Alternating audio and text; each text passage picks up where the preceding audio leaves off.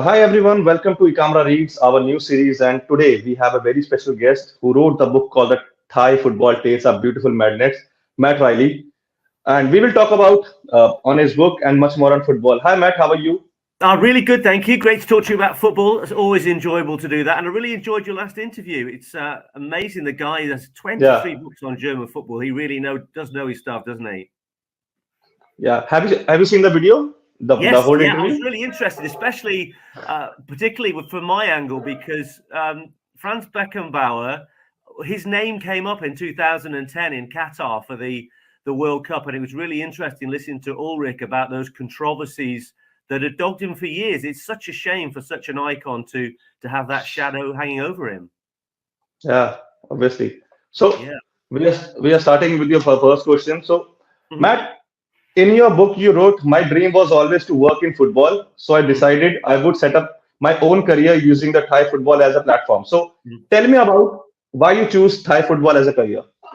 Really, it was the fact that I saw something special was happening. It was at a very low level when I first started watching. I used to be a player in Thailand, but as I got older and slower, I realized that it was just no good. The Thai players were too fast, and I saw a huge amount of investment, particularly from politicians.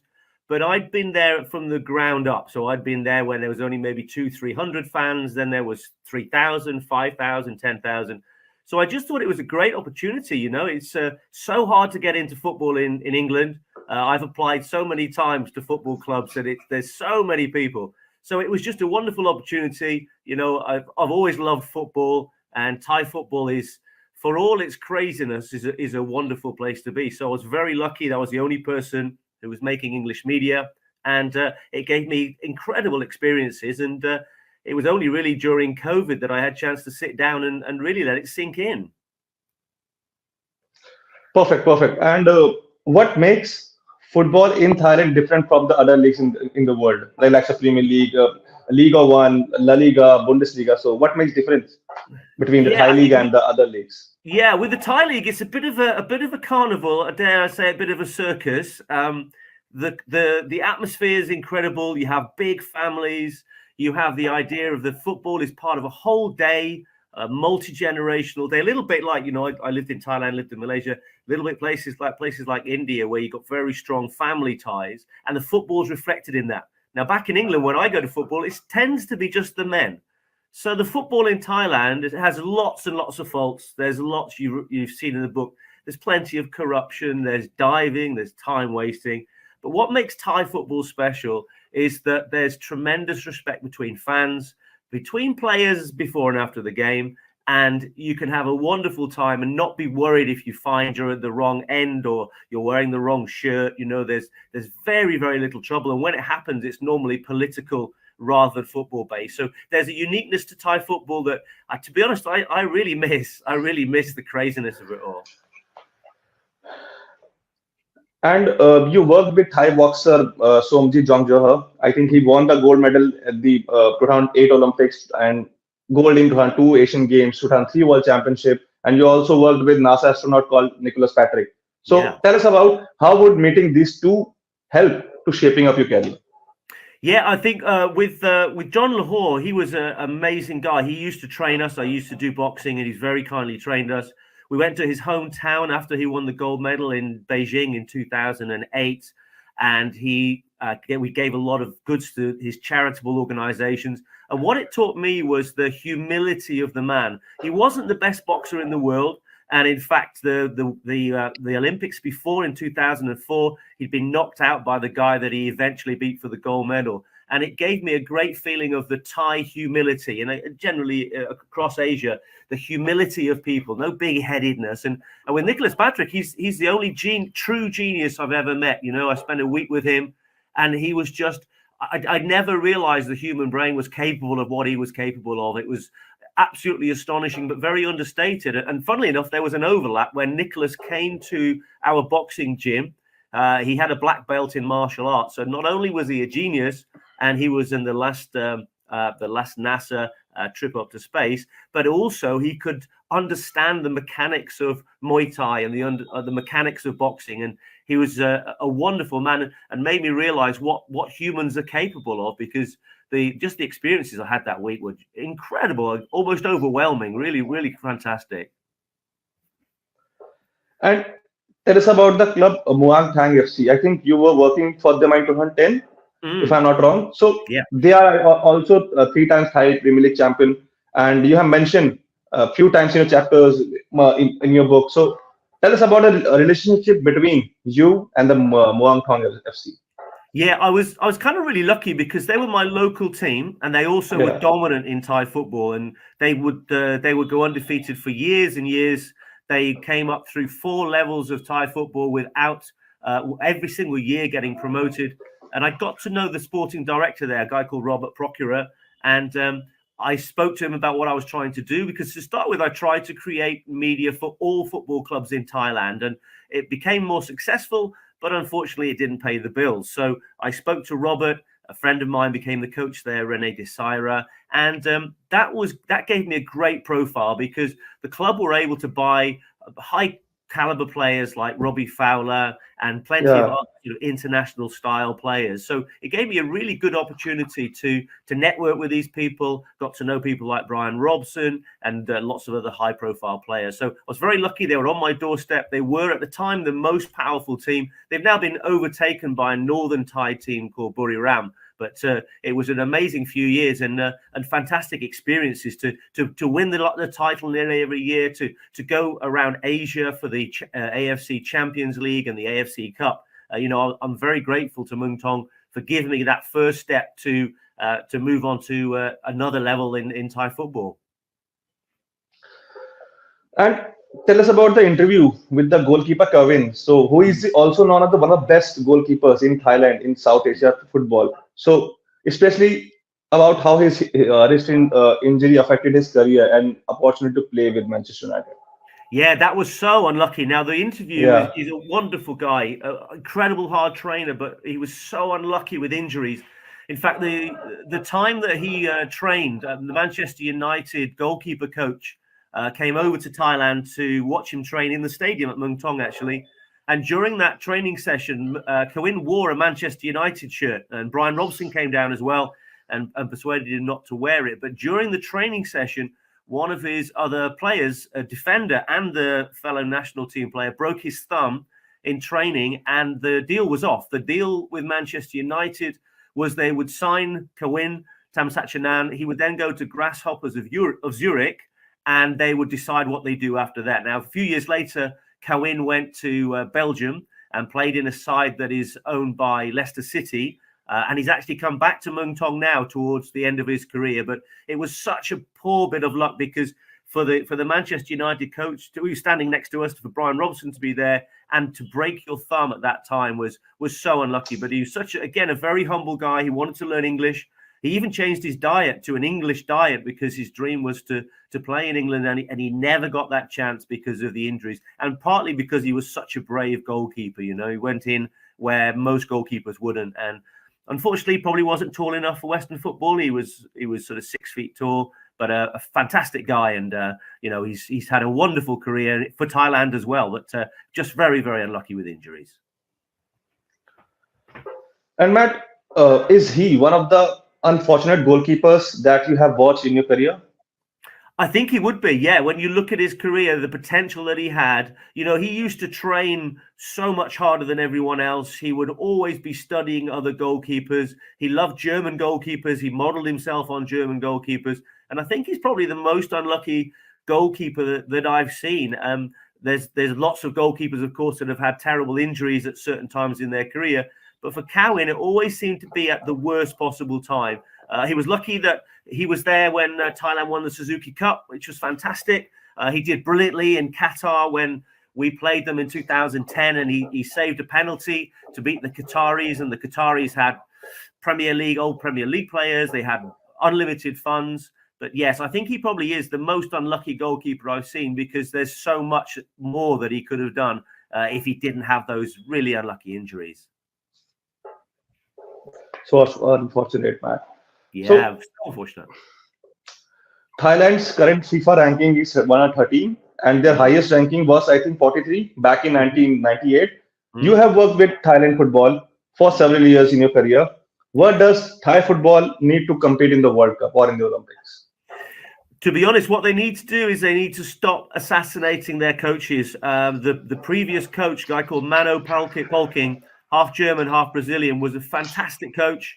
But there's so much politics in the administration of Thai football that's poisonous. You mentioned when Thailand was at its highest, an Englishman, Peter With, was the coach, and the politics of Thai football meant that he was sacked. They said they sacked him because he wore shorts by the pitch. They sacked him because he was successful. Mano Polking was very successful. So the Thai FA stopped the best players being selected till he lost. And unfortunately, this is always the way with Thai football of boom and bust and politics. And when Bryan Robson was the coach of Thailand, I got him Yeah. to come to a school that my children were at called Harrow School that had fantastic facilities, but was locked away because he was getting so many problems from politics. He was getting members of the Thai FA in the changing rooms, undermining him. And it's such a shame because they're very talented players, but the administration is absolutely appalling, and Mano Polking did not deserve to be sacked in the way that he did. They even brought a guy in to go to work with Mano who they promised to have his job. And of course, he told Mano that, and Mano was really angry. And it's so disappointing because I don't think it will ever change. Politicians are running it and they don't understand football. Correctly, yeah. And Matt, now I'm heading to Peter with the only goal scorer in the 1982 European Cup final against I think, the giant Bayern Munich. Bayern Munich, I So, remember that very well. yeah, yeah. Can you describe the significance of Peter Witt's goal in the 1982 European Cup final and its impact on your journey later on? Wow, it's incredible, really. I remember watching it as a child. I'm an Aston Villa fan. I remember buying the shirt that they played in, and then a few years later, I bumped into Jason With, Peter's son, and then Peter had been the national coach, but he came back to coach in Thailand in league teams. There's a team called Rayong, not a very big team, and I had the pleasure of working with Peter. And it was an amazing kind of life dream. We had a very small Thai football supporters club of Aston Villa. And to this day, I have a shirt. They only made two. One was given to Peter with Thai villains on the front, and one I have still in England. So it was a wonderful experience to meet him because even to this day, Aston Villa still have that gold star above their signage, above their badge, and he was the one that won it. And the strange thing about it is he doesn't have the shirt anymore.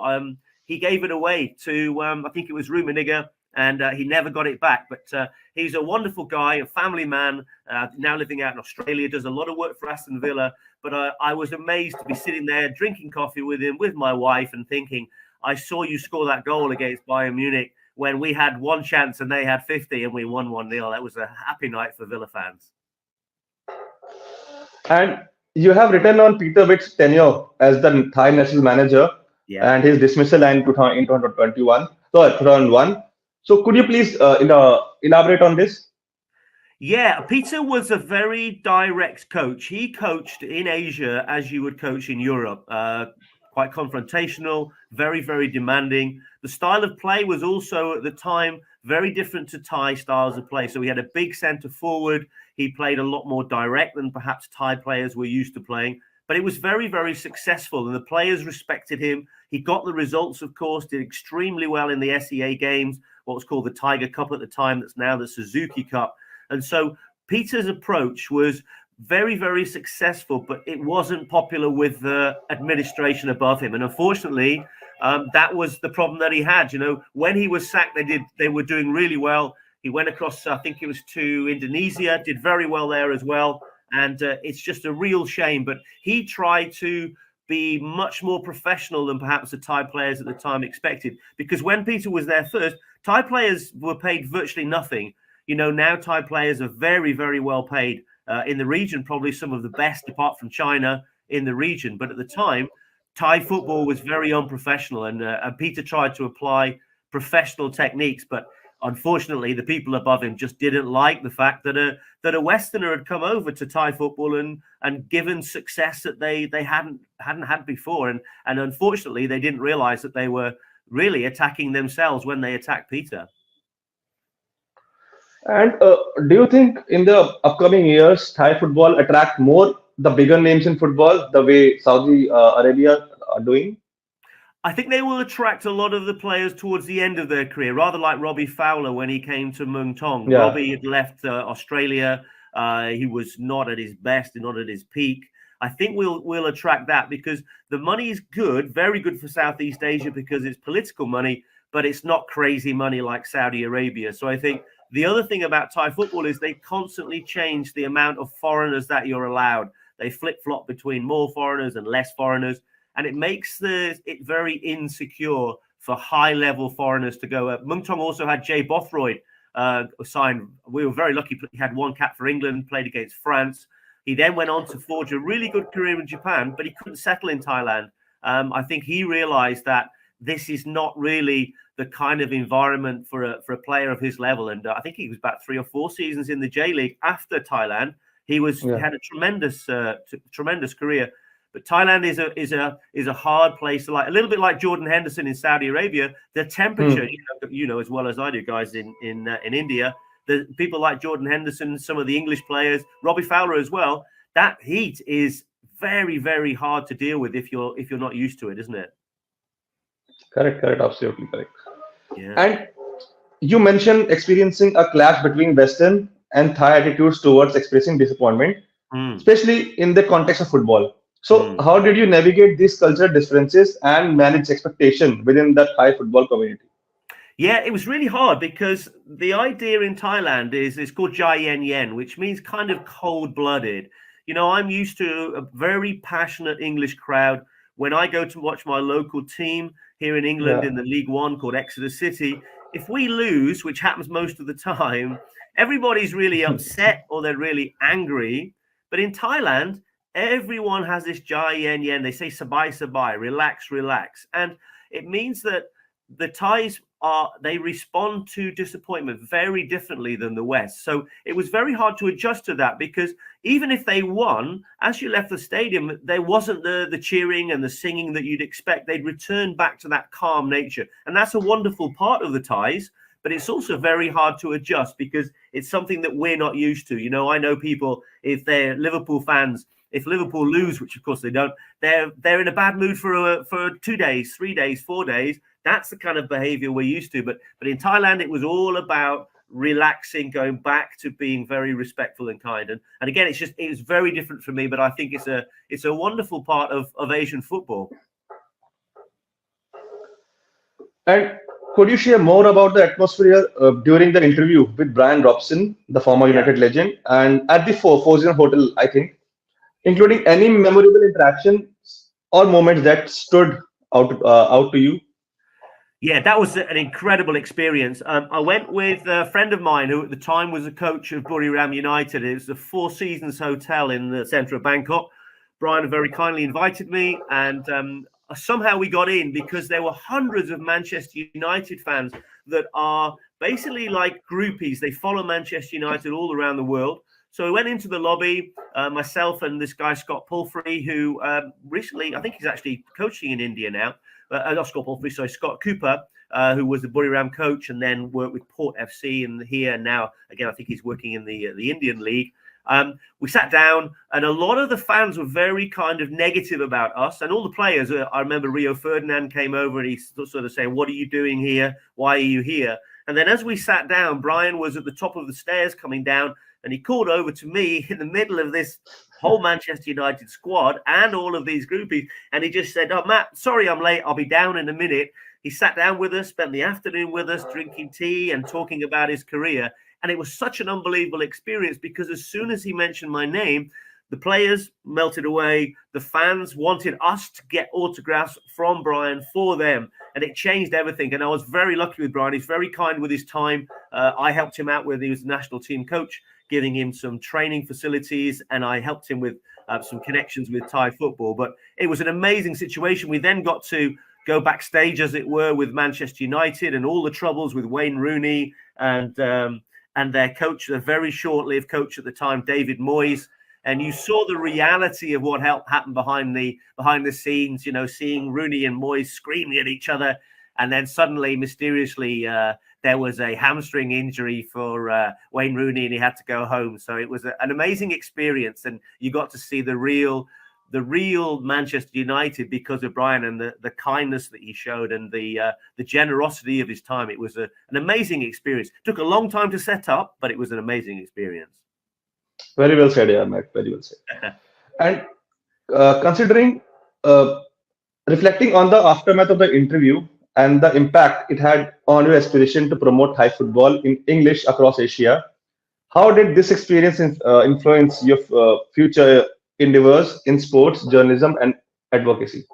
Yeah, it really helped because, of course, you have the connections and his assistant, Steve Darby, who's also worked in Indian football as well. But Steve Darby was also really kind and really generous, and that really helped. But the best thing was it got me onto Fox Sports Asia or Fox Sports the Central. Because of Bryan, because of the work I'd interviewed people like Sven Goran Eriksson and various other people, Robbie Fowler. And then once I got onto Fox Sport Asia, when I was at a football match, other players would recognize me, other coaches, other presidents. And this was a very, very good jump in my profile. And this allowed me to go to a better paid, a better resource job at another club in the Thai Premier League. So Bryan was a fantastic stepping stone, if you like, a very, very nice guy. And I know that he trusted me and my wife not to tell stories about him, not to betray confidences. And when we said that we would give him training facilities or connections to various businesses that he was looking at, then we do it and keep it to ourselves. So it was a wonderful thing. It was a massive boost because I'd been working for about 3 or 4 years in Thai football by then with very, very little profile, working away every day, trying to get connections. And Bryan was the person that really opened the door for me. And considering the broader context of Manchester United's tour and David Moyes' tenure, how did your personal experience with Bryan Robson contrast with the team's performance and atmosphere during that time? Yeah, it was a strange one because Bryan was obviously really respected by all the players. They were really loving time with him, but there was clearly a lot of problems within Manchester United. I think David Moyes didn't realise the sheer size of the club when we were outside the Four Seasons in Bangkok. There was probably 2,000-3,000 people there, but the way that the club was starting to, there was clearly lots and lots of different difficulties. The sponsor for the tour was Singer Beer Corporation. Their representative was getting very, very agitated. And you could see that with Bryan, there was just this kindness towards him. He's a fantastic guy. He was, at the time, I think he was a Thai national coach. In fact, he was Thai national coach at the time.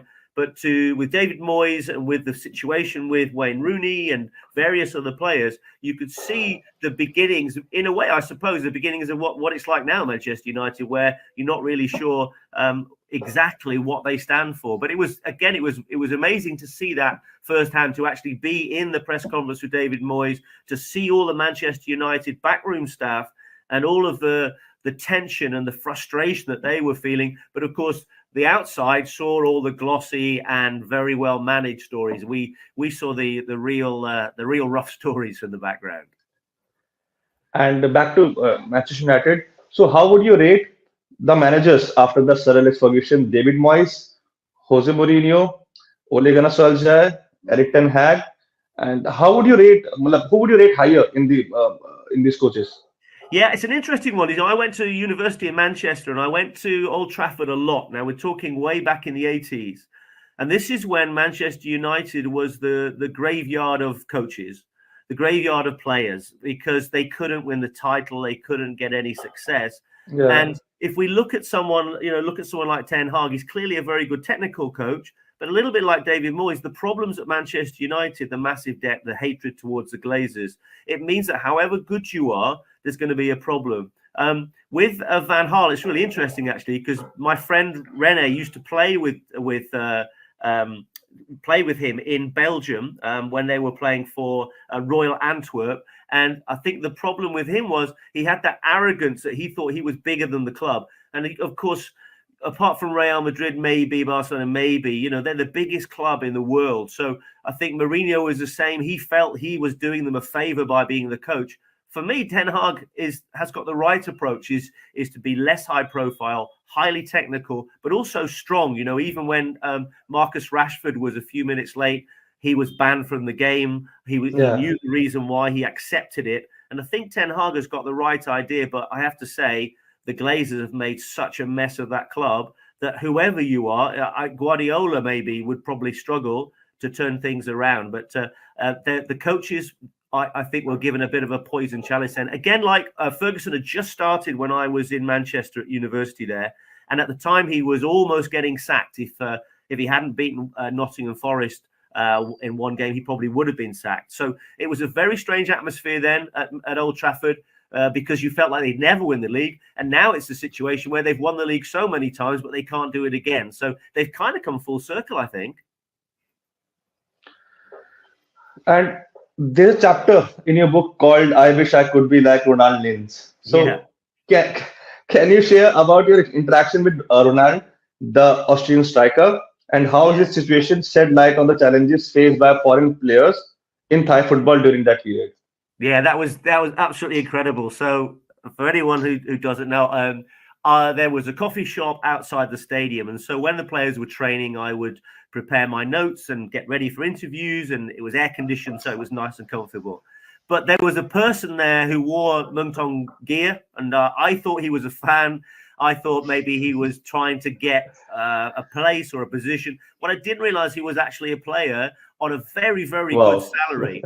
And what had happened was they looked at his highlights reel, but they hadn't checked how old it was. And so he had a fantastic highlights reel, but we're talking years ago. I mean, he's been in the World Cup, he's scored lots and lots of goals in Austria, but he's way, way past his prime. Now, the problem there was he'd signed to a long-term contract.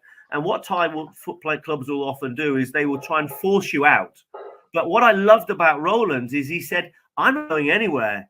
You can pay me. I'm going to sit in the coffee shop with Matt, and believe me, he was paid a lot of money, and you're going to pay me until the contract winds down. So a lot of the challenges for foreign players is they get kind of pushed out. Often they'll be given literally bags of cash to leave.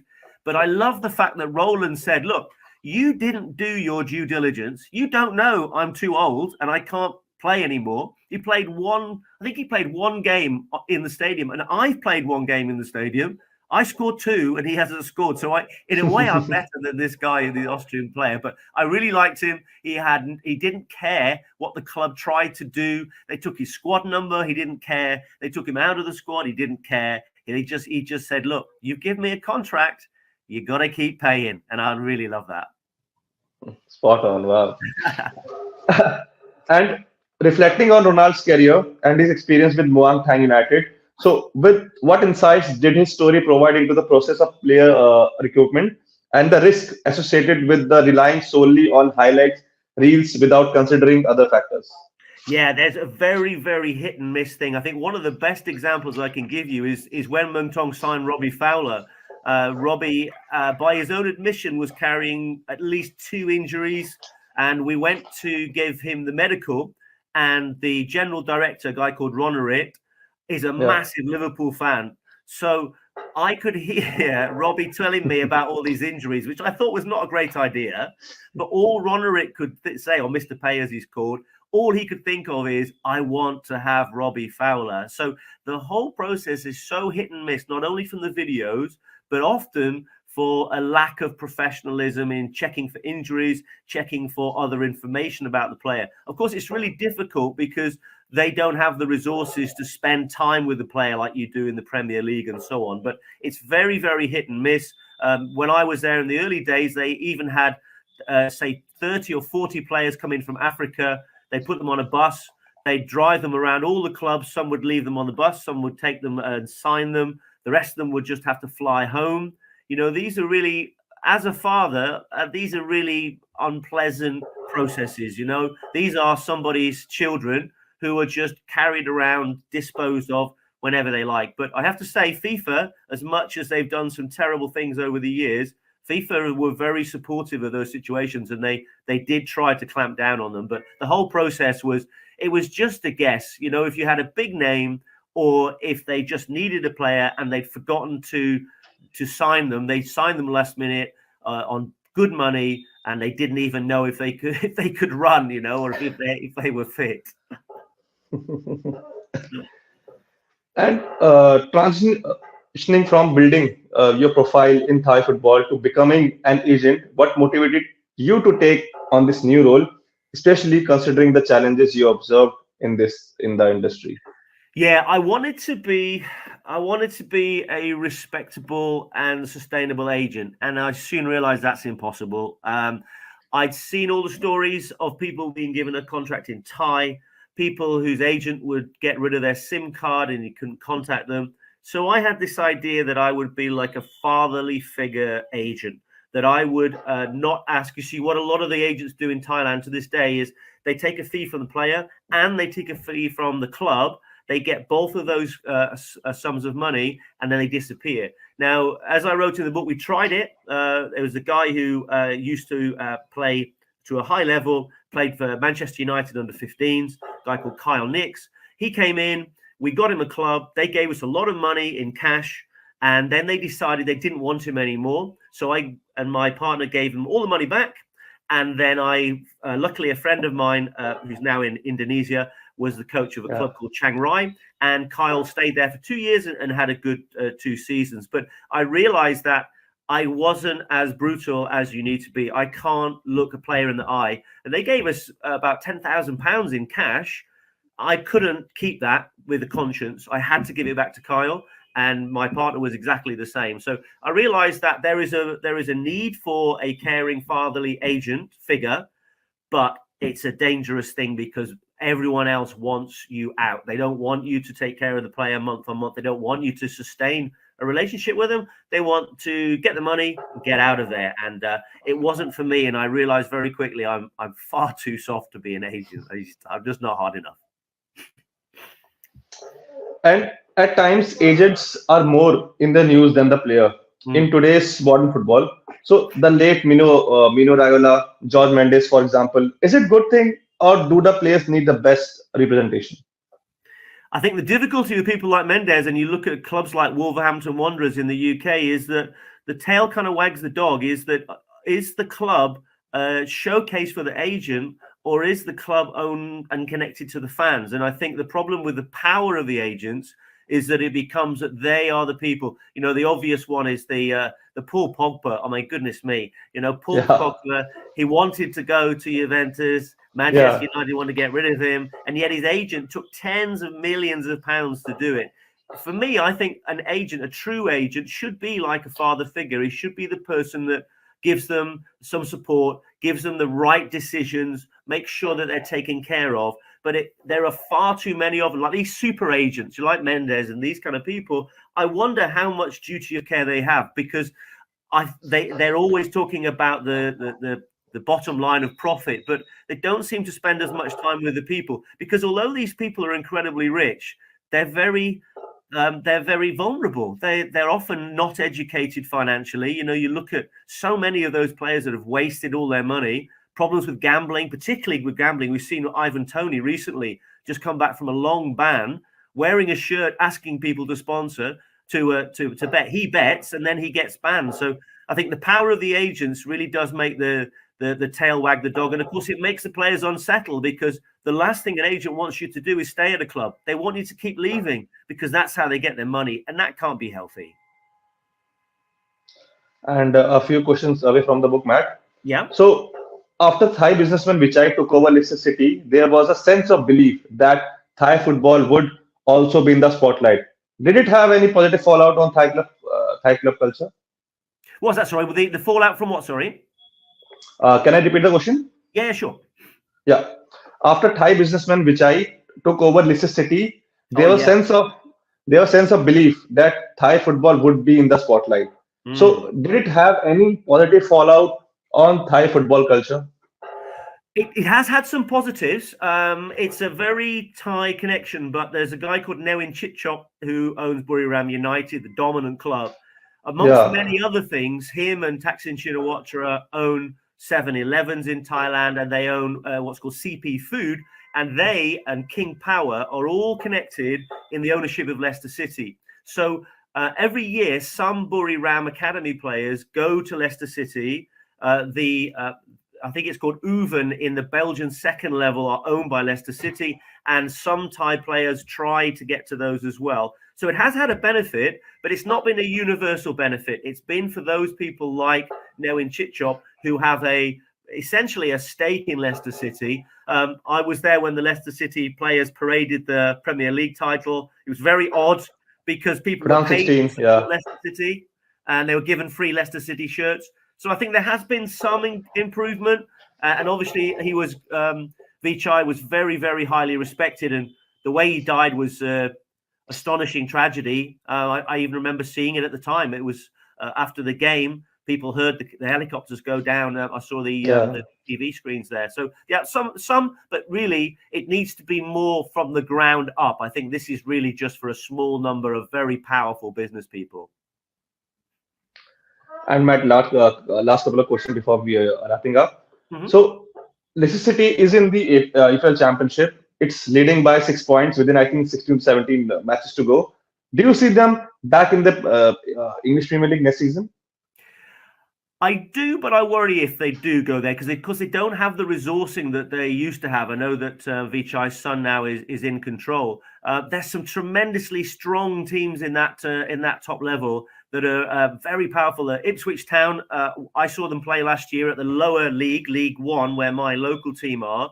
I think it's tremendously competitive, and I think you look at some of the players, particularly, Jamie Vardy. He's a good Championship player now. Yeah. But I don't think the next year you could rely on him to score more than 5 or 6 goals in there. So I hope they go up. My brother-in-law is a massive fan, and I'm originally from the Midlands as well. But there's so much money. Even though they're not doing well, Stoke City are bankrolled by Bet365. They have virtually unlimited funds. So it only takes a club like Stoke City to go on a good run. And I don't think Leicester can compete because the Championship is a crazy, crazy league. A friend of mine, Kieran Maguire, who's done a forward in my next book, says that every club in the Championship loses £500,000 a week. Okay, £500,000 a week. It's madness, and it can't be sustained. And we're talking over 10 years, 15 years. Derby County, the terrible state of them. Reading now, that's probably going to be shut down if they're not careful.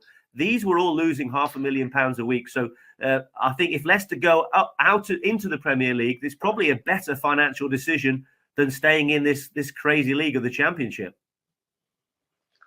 And Matt, one last question. So India has been trying its best. They are 17th in Asia. So what needs to be done in a country which has been pushing all sports fronts apart, not just cricket? Yeah, I was going to say the cricket. Don't talk about the cricket today. You Indian guys have really beaten England in the first day. Yeah.